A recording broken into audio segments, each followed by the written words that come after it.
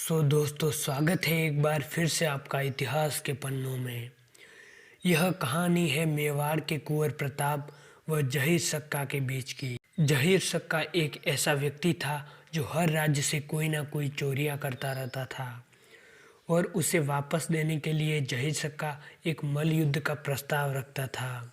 वह उसकी खास बात यह थी कि जहीर सक्का मल्ल युद्ध रात में ही करता था।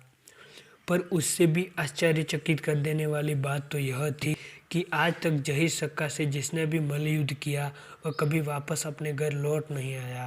उसकी एक वजह थी और वो वजह ये थी कि जहीर सक्का खुद को एक बताता था, वो एक नहीं दो थे। जी हाँ, जहीर सक्का का एक हमशक्ल भाई था पर उसका दुनिया से कोई नाम नहीं था। वो दोनों एक शक्ल के थे।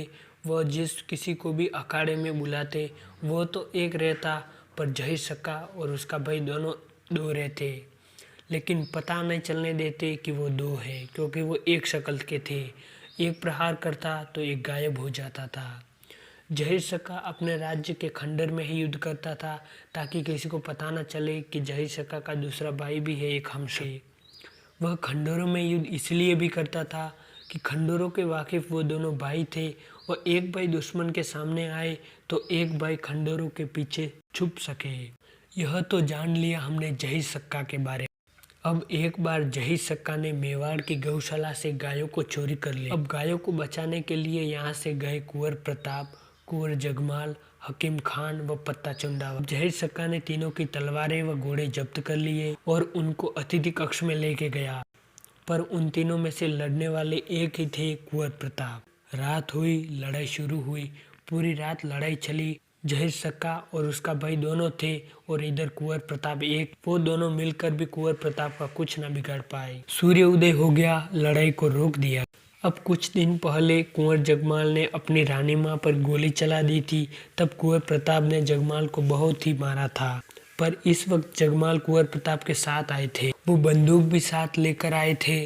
वो बंदूक साथ लाने का उनका मकसद था कि कुंवर प्रताप जब थके हारे मल्ल युद्ध करके सोए होंगे तब धोखे से उनको मारकर मेरा बदला पूरा कर दूंगा और मेवाड़ की राजगद्दी पर भी मैं ही बैठूंगा। पर कुंवर जगमाल की यह बात रानी धीरबाई को पता थी कि कुंवर जगमाल कुंवर प्रताप को धोखे से मार देंगे। इसीलिए सेनापति धमन सिंह को रानी धीरबाई ने मेवाड़ से भेजा ताकि कुंवर जगमाल को ऐसा करने से रोक सके।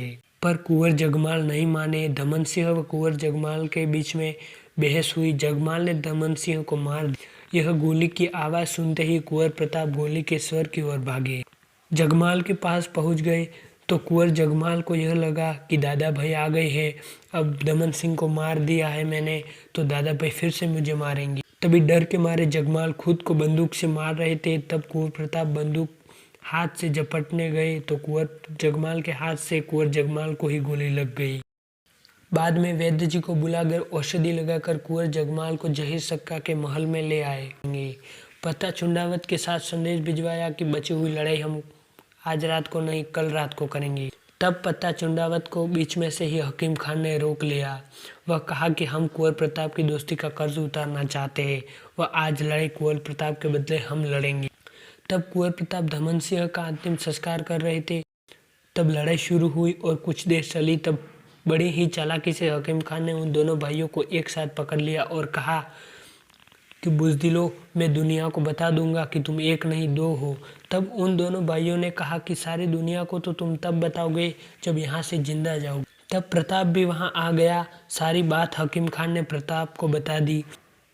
फिर कुंवर प्रताप व हकीम खान ने मिलकर उन दोनों भाइयों को पाठ पढ़ाया।